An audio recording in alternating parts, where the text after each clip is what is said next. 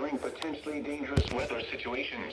Specially built receivers can be automatically activated by the signal to warn of the impending hazard. Tests of the signal and receiver's performance are normally conducted by the National Weather Service between 11 a.m. and noon Eastern Time each Wednesday. If there is a threat of severe weather, the test will be postponed to the next available weather day. Reception of this broadcast, and especially the warning alarm tone, will vary at any given location.